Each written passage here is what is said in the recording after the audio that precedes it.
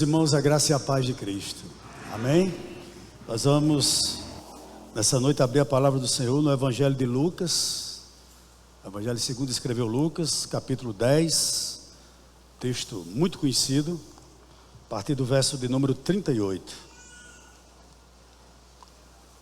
E à medida que você encontrar, por gentileza, você vai se colocar de pé, tá certo? Nós vamos ler, texto sagrado, Lucas 10, a partir do verso 38. Nós iremos até o verso 42, apenas, na noite de hoje. Todos encontraram? Amém? O texto sagrado nos diz assim: quando eles seguiam viagem, Jesus entrou numa aldeia, e certa mulher, chamada Marta, hospedou na sua casa. Marta tinha uma irmã, chamada Maria, que assentava aos pés do Senhor, ouvia o seu ensino. Marta agitava-se de um lado para o outro, ocupada em muitos serviços. Então se aproximou de Jesus e disse: o Senhor não se importa com o fato de minha irmã ter deixado que eu fique sozinha para servir? Diga-lhe que venha me ajudar. Mas o Senhor respondeu: Marta, Marta, você anda inquieta e se preocupa com muitas coisas, mas apenas uma é necessária. Maria escolheu a boa parte, e esta não lhe será tirada. Vamos orar? Deus, aqui está a tua palavra. Nós te pedimos que nessa noite, mais uma vez, tu possas, Senhor, iluminar a nossa mente, nós possamos ser fiéis ao texto sagrado. Ajuda-nos, Senhor, na exposição desse texto, que nossos irmãos também estejam atentos ao que será dito aqui, e receba como palavra do Senhor para suas vidas. Nós te pedimos isso e já somos gratos a ti por mais um mês que tu nos reúne a cercarmos a tua mesa, relembrando da tua morte e da tua ressurreição, como também da tua segunda vinda. Isso é privilégio para todos nós que aqui estamos. Nós oramos nessa noite em nome do teu Filho amado Jesus Cristo, que vive e reina para todo sempre. Amém. Os irmãos podem sentar. Antes de nós pensarmos um pouquinho no texto, o irmão Iveson e a irmã Jaquelane, estão oferecendo esse culto em ação de graça pela gravidez de Jaquelane, Primeiro filho aí, onde é que eles estão? Estão lá na galeria, amém? Então parabéns aí ao casal, primeiro filho, Deus abençoe. Diz aqui que todo o casal e a família, o casal e toda a família está alegre com a notícia. Louvado seja Deus por isso. Amém, queridos? Vamos ao texto sagrado. Essa narrativa que nós acabamos de ler, ela só é encontrada no Evangelho de Lucas. Nenhum outro evangelho registra essa passagem.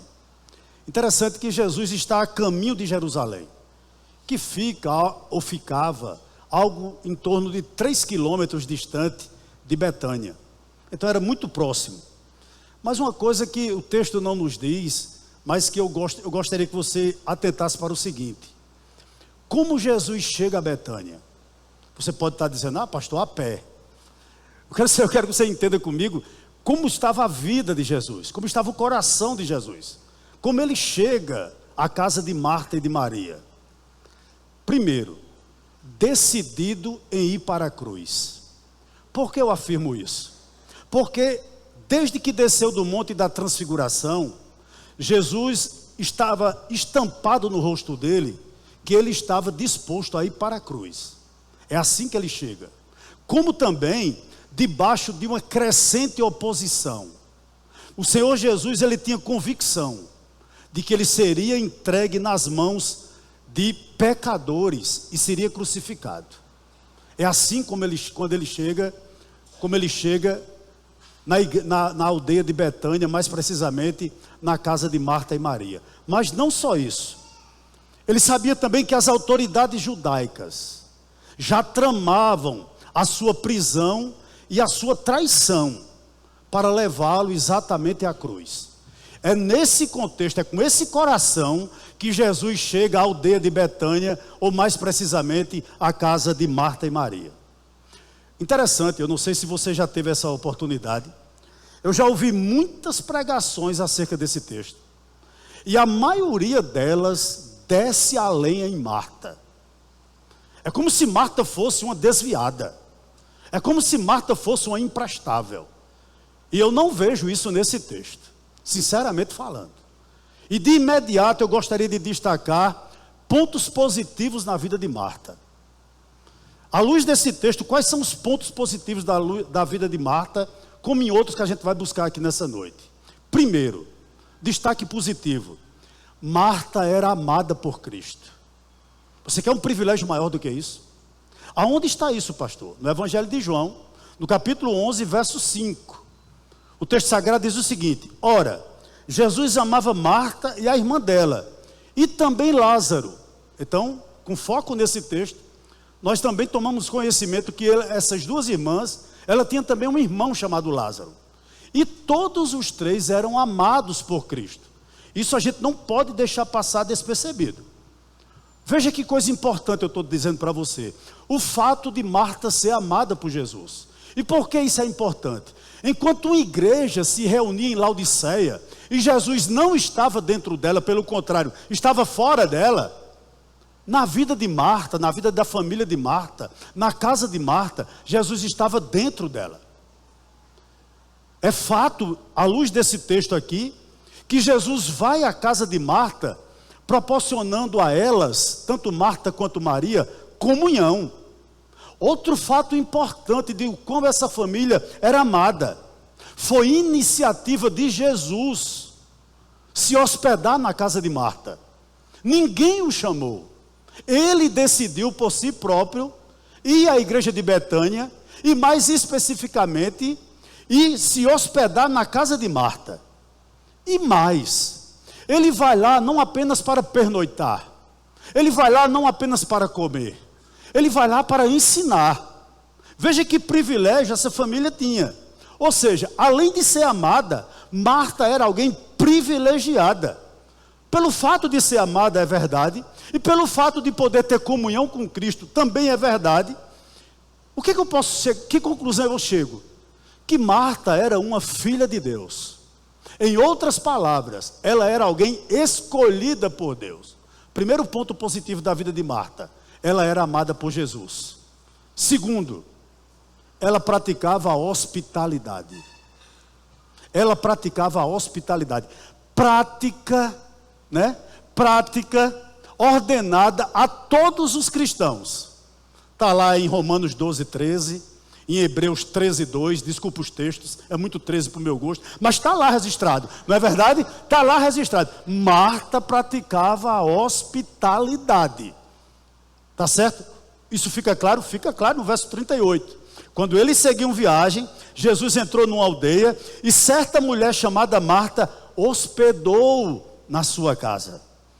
Então ela praticava a hospitalidade.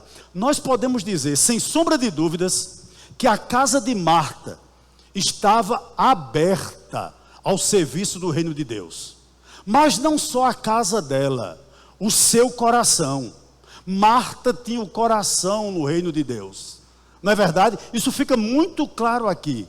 As pessoas que vinham em nome de Deus eram recebidas por ela. Com certeza. E mais, Marta não só tinha a casa, nem o coração. Marta também tinha o bolso aberto para ajudar as pessoas a fazerem a obra de Deus. Isso fica muito claro nesse texto. Lembre-se do seguinte, duas coisas eu quero lembrar. Jesus está em pleno exercício do seu ministério. E ele não andava só. Ele andava com mais 12. Jesus não viajava sozinho. E ele chega à casa de Marta com essa comitiva, desculpa o termo, de 13 pessoas. Ele e mais 12 discípulos. Não é verdade? É um número perturbador, é verdade. Então Marta recebe 13 pessoas. Eu acho que Jesus não avisou a ela que ia. Ela foi tomada de surpresa. E mesmo assim ela recebe eles com alegria. O que é que eu aprendo aqui? Primeira lição para nós. Com base nessa virtude de Marta da hospitalidade. Os crentes é quem deve sustentar a obra de Deus. É responsabilidade minha e sua, que nos dizemos cristãos, de sustentarmos a obra de Deus. Quando nós fazemos isto, isso serve de testemunho diante dos gentios. Base bíblica para isso, entre tantos que eu poderia dar, eu gostaria que você, se possível, se for possível aí também, pastor Jorge, 3 João, a partir do verso de número 2 até o verso 7, vamos ler. O texto sagrado nos diz assim: falando a Gaio, João escreve o seguinte, que era um presbítero: amado, peço a Deus que tudo corra bem com você, e que esteja com boa saúde, assim como vai bem a sua alma. Pois fiquei muito alegre quando os irmãos vieram e deram testemunho de que você é fiel à verdade e vive de acordo com a verdade. Não tenho maior alegria do que esta, a de ouvir que os meus filhos vivem de acordo com a verdade. Amado, você tem sido fiel no que faz pelos irmãos, mesmo quando são estrangeiros. Leia-se aqui os missionários. Estes deram testemunho diante da igreja do amor que você tem. Você fará bem encaminhando-os em sua jornada de um modo que agrada a Deus. Pois foi por causa do nome de Cristo, que eles saíram sem receber nada dos gentios. Portanto, devemos acolher esses irmãos para que nos tornemos cooperadores com eles na proclamação da verdade. É responsabilidade nossa, que somos cristãos, de sustentar a obra de Deus. Mas outra característica, outra virtude positiva de Marta. Marta era uma serva. Verso de número 40. Diz o seguinte: Marta agitava-se de um lado para o outro, ocupadas em muitos serviços. Então ela era alguém que sempre estava pronta para servir. O que é que eu posso dizer aqui? Sabe aquela pessoa que gosta de se envolver? Sabe aquela pessoa que é pau para toda obra, como nós dizemos aqui no Nordeste? Essa era Marta. Sabe aquela pessoa que você pode contar a qualquer hora e para qualquer serviço? Era Marta.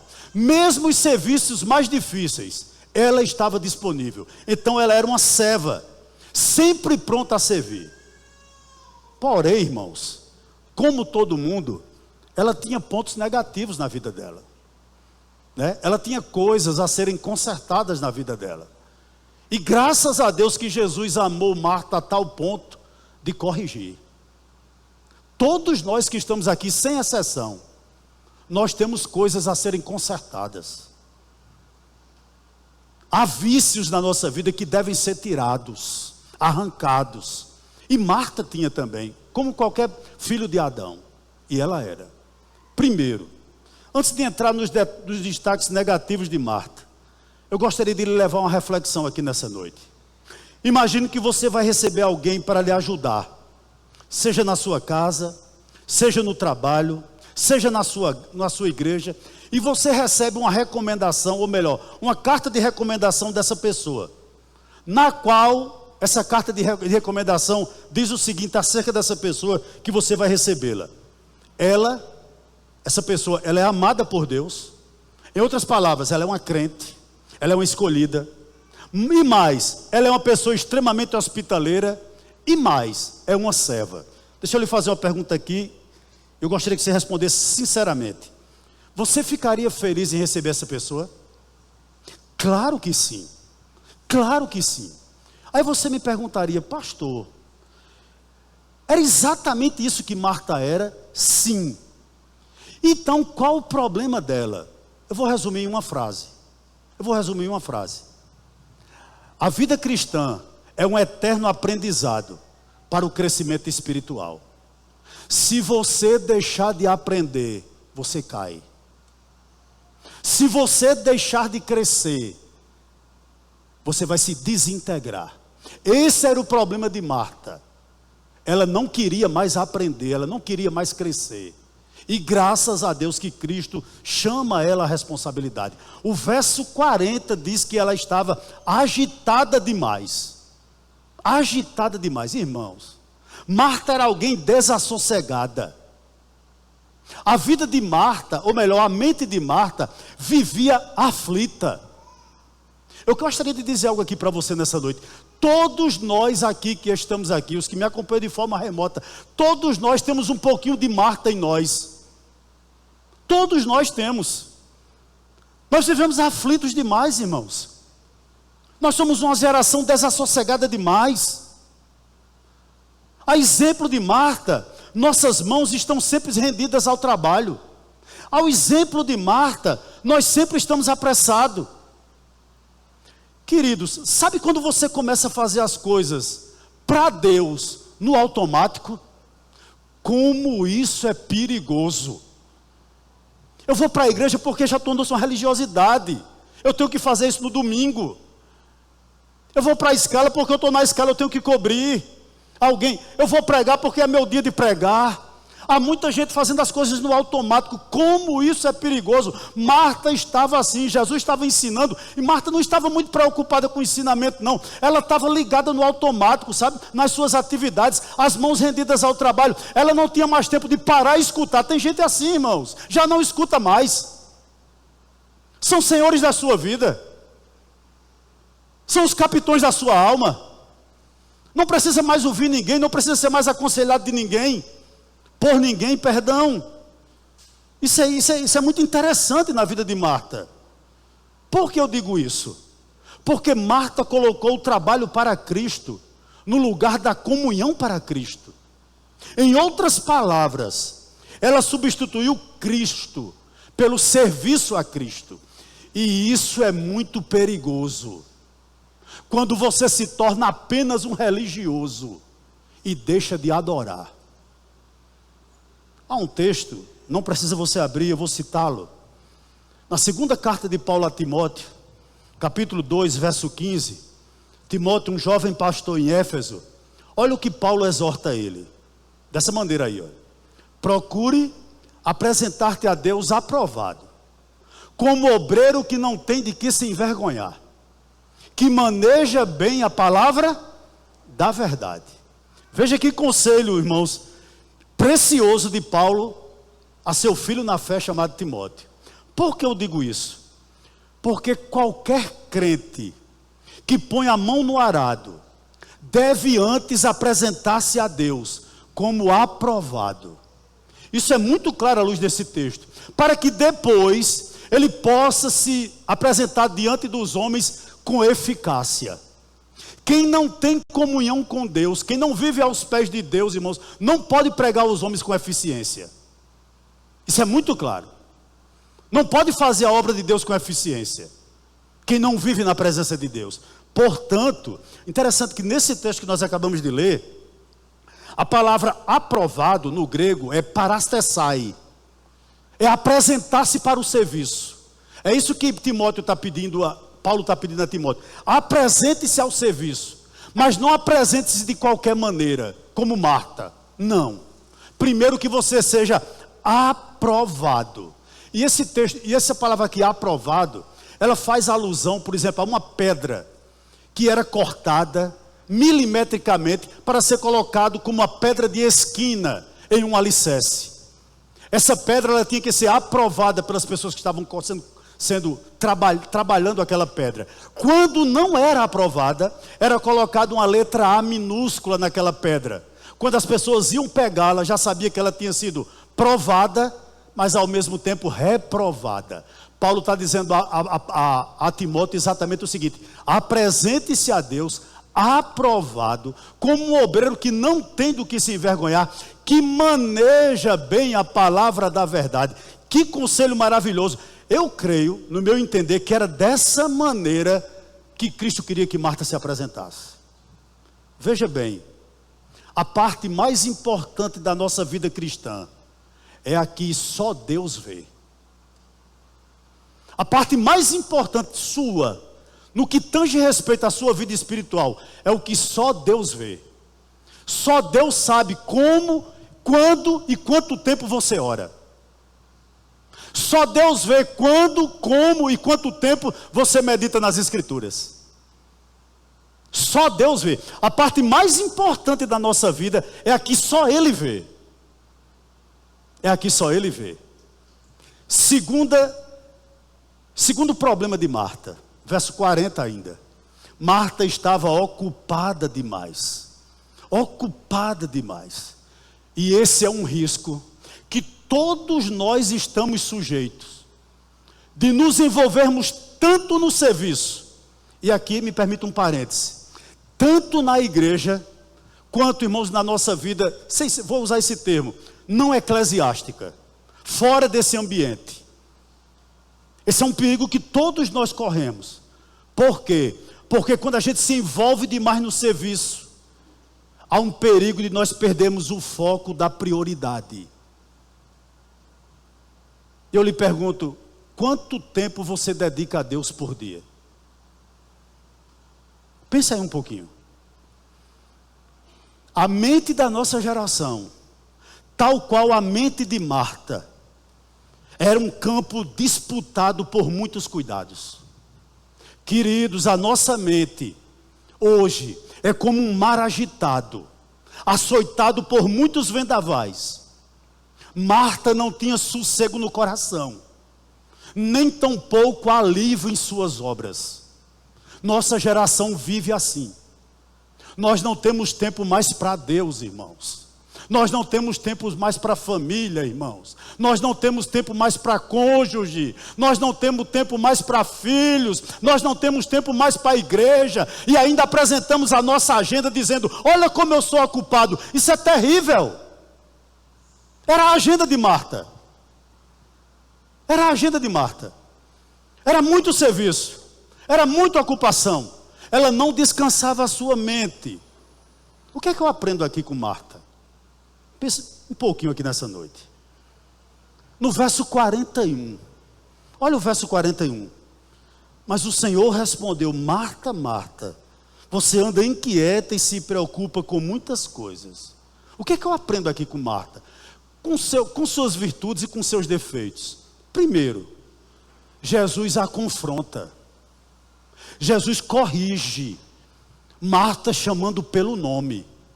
E a correção de Deus, de Cristo aqui, é um confronto pessoal, é um confronto direto, é um confronto intenso. Eu tenho certeza absoluta, independentemente de quanto tempo você tem de evangélico, que você já deve ter entrado num lugar como esse, não necessariamente esse, mas em outra igreja, e Cristo falou tão claramente ao teu coração, falou tão claro ao teu coração, que você só pode dizer, alguém contou a minha vida para esse camarada. Não. É porque quando Deus nos ama, de tal maneira, Ele nos confronta pessoalmente, Ele vai no nosso calcanhar de Aquiles, e nos chama de volta. E que bom quando Jesus, por sua palavra, corrige nossa rota. Com certeza, acerta o nosso caminho. Uma coisa me chama a atenção aqui em Marta. Ela era alguém pastoreável. Por que eu digo isso? Apesar de ter sido aqui confrontada com Cristo, por Cristo. Lá em João capítulo 12, depois que Lázaro é ressurreto, sabe? E oferece um jantar na casa de Simão. Marta está lá de novo e ela não está ressentida. Ela continua servindo. Ela não saiu da igreja Betânia para Cristo e foi para a igreja Jerusalém para Cristo, não. Ela continuou na igreja dela, servindo. Isso é digno de nota. Eu aprendo isso com ela. Verso 41 e 42. Olhe bem, vou reler o 41 e o 42. Marta, mas o Senhor respondeu, Marta, Marta, você anda inquieta e se preocupa com muitas coisas, mas apenas uma é necessária. Maria escolheu a boa parte, e essa não lhe será tirada. Jesus repreende Marta por suas escolhas erradas, por suas prioridades erradas. Deixa eu dizer algo aqui a você que eu acho que é pertinente. Há escolhas na nossa vida que têm consequências eternas. Cuidado com suas escolhas. Jesus está repreendendo Marta aqui por suas escolhas erradas, por suas prioridades erradas. E Ele está dizendo a ela o seguinte: a importância de quedar-se, de assentar-se aos pés dele. Por que isso é importante? Deixa eu lhe dizer algo aqui. Quem não abastece a própria alma com a palavra, não pode alimentar os outros com a palavra. Como você vai pregar para seu amigo do trabalho, se você é alguém que não conhece a palavra? Como você vai pregar para seu irmão desviado dentro de casa, se você é alguém que não conhece a palavra? Pior, não vive. Como? Por que isso é importante? Porque nós não podemos ensinar os outros a partir da plenitude das nossas emoções e do vazio da nossa mente, irmãos. Nós não podemos ser assim. Não se engane, não se engane. A citação não é minha essa aqui. É de John Stott. Ele diz o seguinte, olha: a má teologia desonra a Deus e destrói as pessoas. As igrejas que cortaram a raiz da verdade podem florescer por um tempo, mas logo murcham ou se convertem em algo além de uma igreja cristã. O que tem de seita hoje em dia, consagrando pessoas ao presbitério, ao pastorado, e são seitas. E a gente escutando. Por quê? Porque talvez a nossa mente esteja vazia. E a gente recebe tudo como palavra de Deus. Isso é muito perigoso. Sabe por que isso é muito perigoso? Quando nós negligenciamos as Escrituras, porque a gente passa a querer a ensinar a Deus como fazer. Você percebe isso aqui em Marta? Marta vai para cima de Jesus, ensinar a Jesus como ele devia fazer. É ou não é? Preste atenção aqui. 39. Marta agitava-se de um lado para o outro, ocupada em muitos serviços. Então se aproximou de Jesus e o quê? E disse: o Senhor não se importa com o fato de minha irmã ter deixado que eu fique sozinha para servir? Diga-lhe que venha me ajudar.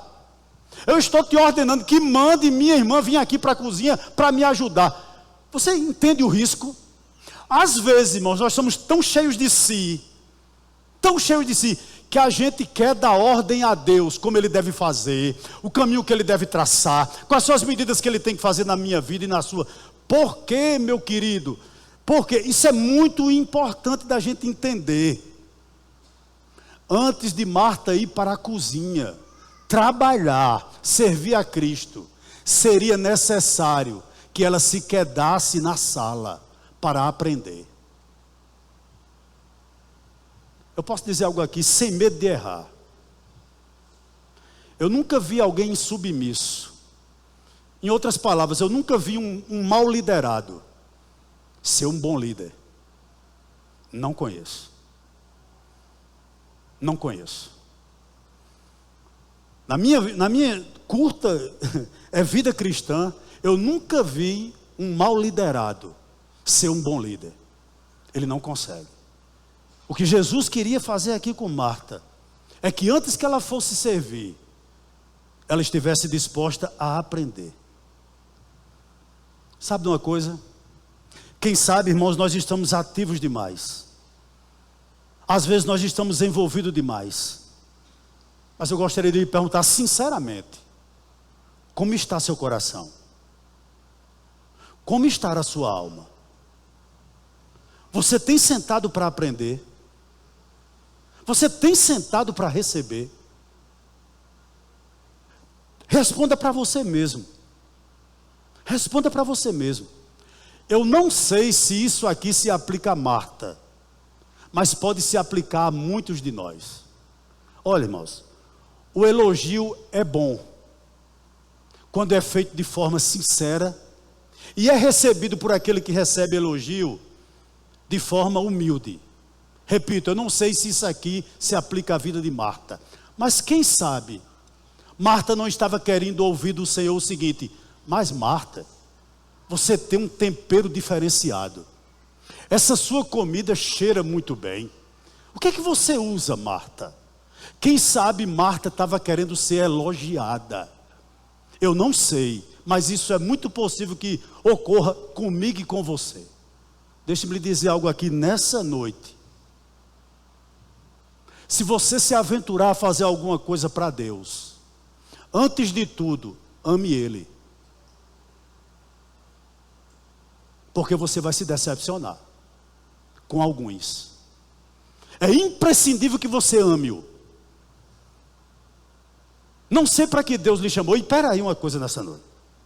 O camarada chega aqui e diz: pastor, eu não sei qual é meu dom. Qual é meu ministério? Eu não sei qual é meu ministério, eu sei.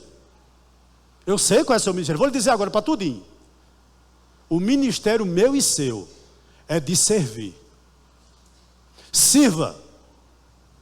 Deus nos chamou para servir. Isso aí é muito claro à luz desse texto. Tá bom? Muito claro à luz desse texto. Então não dependa de elogio para fazer. Se você depender de elogio, de tapinha nas costas, você vai ficar no meio do caminho. Isso é muito claro. Gostaria de um recado aqui especial aos homens casados que estão aqui nessa noite. Você tem servido na sua casa? Ah, pastor, minha mulher não é submissa. Onde é que está escrito que sua mulher tem que ser submissa a você para você amá-la? Você tem que amá-la independentemente se ela é submissa a você ou não. Filhos que estão aqui nessa noite, rebeldes aos pais. E você pode até argumentar. Não, meus pais não são cristãos. Deixe-me lhe fazer uma pergunta. Se ele lhe dá um conselho e não fere a palavra de Deus, por que você não o obedece? Se Deus colocou seus pais, seu pai e sua mãe, como autoridade sobre você. Sobre autoridade sobre você. Pais e mães que estão aqui nessa noite, a nossa relação com os nossos filhos não é de amizade, é de hierarquia. Você é autoridade dentro da sua casa. Amigo negocia. O pai exorta o filho a fazer o que é certo. E a mãe também. Estão prontos para servir? Estão prontos para casar? Estão prontos para ser pais? Estão prontos para ser filhos? Primeiro a gente precisa aprender. Quando a gente aprender, aí a gente vai servir. Essa é a grande realidade. Não é verdade? É a grande realidade. Louvado seja o nome do Senhor por isso. Estou já terminando. Hoje é Santa Ceia, eu termino cedo, 4:30 da madrugada. Destaque sobre a vida de Maria. Destaquei Marta, né? Agora vamos um pouquinho sobre Maria. Antes de tudo, deixa eu dizer algo aqui a você. Maria, ela queda-se aos pés de Jesus, né? No verso 39. A Bíblia diz que Marta tinha uma irmã chamada Maria, que assentava aos pés do Senhor e ouvia o seu ensino. Então Maria era alguém que gostava de aprender. Vamos esclarecer uma coisa aqui nessa noite. Talvez, penso eu, Maria tinha um ministério mais espiritual do que Marta, né? Só que não. Eu não creio que Maria era mais crente do que Marta, não. De maneira alguma. Porém, ambas possuíam ministérios distintos, diferentes. Marta era mais de servir. Marta era mais de ter iniciativa. Marta era mais de ir para a frente da batalha. Ao contrário de Maria, que era mais contemplativa. Maria era mais dos bastidores. Isso fica muito claro à luz desse texto e de outros que a gente pode ver na Escritura Sagrada. Perceba, irmãos, que Maria quedava-se aos pés de Jesus para aprender, para ouvir os ensinamentos dele. Isso é importante demais. Por quê? Porque ela nutria a sua mente com o pão do céu. Ela valorizava mais a presença de Jesus do que o trabalho para Jesus. Eu sempre digo aqui na igreja uma coisa, eu aprendo aqui uma coisa com Maria. Sempre o Evangelho nos chama ao equilíbrio. Vou lhe dar texto bíblico para isso. Filipenses 4:5. A palavra do Senhor diz assim: que a moderação de vocês sejam conhecida por todos. Perto está o Senhor. O que é moderação? Moderação é domínio próprio. Moderação é equilíbrio. O que é que eu quero dizer com esse texto aqui, tendo como base para nos ajudar? Em tudo a Bíblia nos chama ao equilíbrio. E que bom seria, como seria bom, que nós tivéssemos o coração, as mãos, os pés, enfim, a disposição de Marta, mas ao mesmo tempo, nós tivéssemos o coração e a mente de Maria. Tem crente que quer fazer sem preparo. Tem crente que quer fazer de todo jeito, e não é de todo jeito. E tem crente que só enche a mente de conhecimento, nunca sai de dentro do gabinete. Os pés não andam, as mãos não abraçam ninguém, não prega para ninguém, mas se enche de conhecimento. Que bom seria, irmãos, se nós tivéssemos a disposição de Marta, mas ao mesmo tempo a mente e o coração disponível de Maria para aprender. Eu acredito que o ministério de Marta, Jesus teve que consertar a mente dela. E no ministério de Maria, Jesus deu celeridade ao ministério de Maria. Por quê? Parece que Maria era um tanto quanto parada, né? Mas lá no jantar de João capítulo 12, na casa de Simão, a Bíblia diz que Maria tomou a iniciativa, pegou um vaso de puro nardo e despejou sobre Jesus. Aquele nardo, sabe quanto valia, irmãos? O equivalente a 13 salários mínimos. Faça a conta aí. Era um ano, 13 não, a 12. Mas tem o 13º, eu vou botar também 13. Tá certo? Há um ano de trabalho de um assalariado. Era valiosíssimo, né? E as noivas, as mulheres que estavam prestes a noivar, guardavam esse unguento para o dia das núpcias. Era algo valiosíssimo demais para ela. Era algo precioso demais para ela. E ela abriu mão disso. Parece que ela aprendeu. Parece-me que ela aprendeu. E por fim, Maria fez escolhas certas. Maria fez escolhas certas. Eu tenho certeza que todos nós que estamos aqui, a gente se arrepende de decisões que nós tomamos.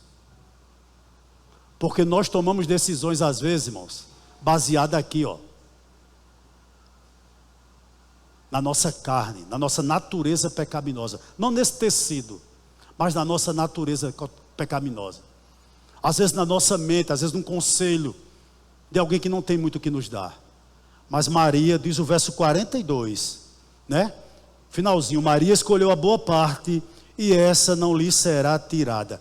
Maria fez escolhas certas. Aí você poderia me perguntar, pastor, por que ela escolheu certo? Vou lhe dizer. O que nos leva à ruína eterna não é apenas o pecado visível ou transgressões, irmãos, flagrantes. Não. Com mais frequência, é uma intensa atenção a coisas que em si mesmas são lícitas. E o ficar inquieto e ocupado com essas coisas. Vou ser mais claro. Nossa família é importante? Sim. Negócios são importantes? Sim. Profissão é importante? Sim.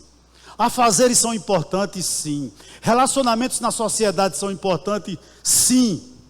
Mas essas coisas podem tornar-se armadilhas para o nosso coração e nos afastar do Senhor. Como tem gente assim?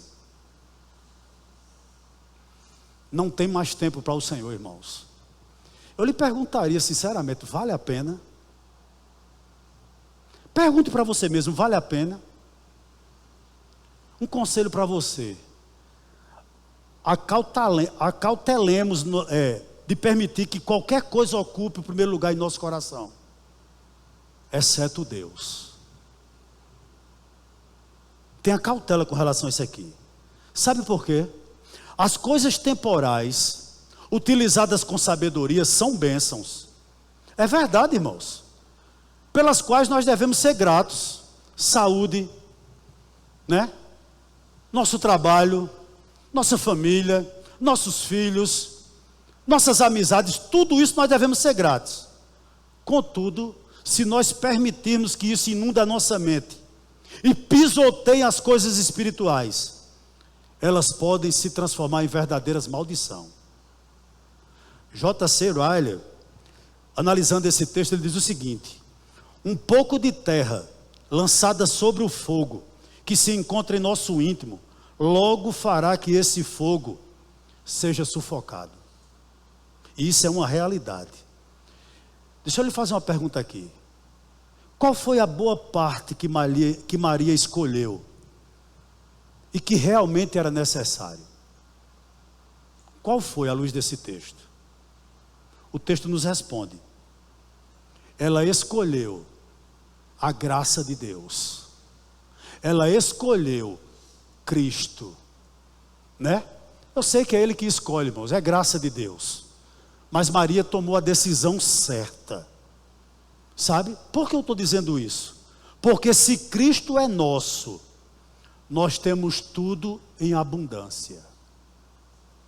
Se você está me ouvindo nessa noite, e o Salmo 23:1 não faz parte da sua vida, você está preso, meu querido. Se você hoje não pode dizer, o Senhor é o meu pastor, e eu não sinto falta de nada, você está preso. Se seu carro não lhe satisfaz, se seu salário não lhe satisfaz, se seu cônjuge não lhe satisfaz, se sua família não lhe satisfaz, se seus filhos não lhe satisfazem, você está preso, meu querido. Essa é a grande realidade. Cristo ainda não é seu Senhor. Se Ele não lhe satisfaz, o que é que eu posso lhe oferecer mais a não ser Ele? Isso à luz desse texto fica muito claro. Saúde, prosperidade, dinheiro, bens, posições, oh meus amados, honra, são coisas boas nos seus devidos lugares, mas se ela tem ocupado o primeiro lugar no seu coração, está errado. Se você não tem tempo para Deus por conta dessas coisas, está errado. Outras coisas têm ocupado seu coração, está errado. À luz desse texto, irmãos, tudo isso é importante, saúde, prosperidade, mas eu gostaria de dizer uma coisa a você. Essas coisas não podem ser chamadas de necessárias, mas a graça de Deus, sim. Sabe por quê? Ela nós levaremos quando morrer. Segundo, quando ressuscitarmos, ela estará conosco. E mais, quando estivermos vivendo eternamente, a graça de Deus estará conosco. A coisa mais importante da sua vida é Cristo. Nunca lhe abandona. Nunca lhe deixará à deriva. E quando você estiver na eternidade, Ele estará com você. Tudo aquilo que você está construindo hoje vai ficar. Seu carrinho novo, tem cheiro de novo, né? Um dia vai ficar velho. Sua conta bancária, tudo você vai deixar, tudo, absolutamente tudo. Maria escolheu isso. Queridos, eu vou terminar nessa noite. Todos os salvos, eles concordam com as mesmas doutrinas. Eu sei que você está aqui, você crê em Deus Pai, você crê que Cristo é seu Redentor, você crê que o Espírito Santo é quem aplica a palavra no seu coração, você crê na Trindade, você crê na morte, você crê na ressurreição, você crê na vida eterna. Eu sei que você crê em tudo isso. Todos somos guiados pelo Espírito, todos confiamos em Cristo, todos nos arrependemos, todos buscamos santidade.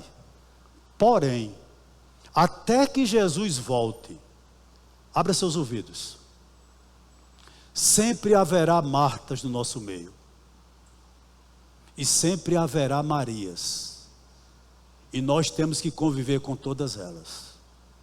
Dentro de cada um de nós existe uma Marta e existe uma Maria. Eu espero que sim. Alguém disposto a servir e alguém disposto a aprender. Que nós tenhamos, irmãos, um pouco desses dois ministérios, tanto de Marta quanto de Maria. Tenhamos fogo no coração, mas tenhamos luz na mente. Luz na mente.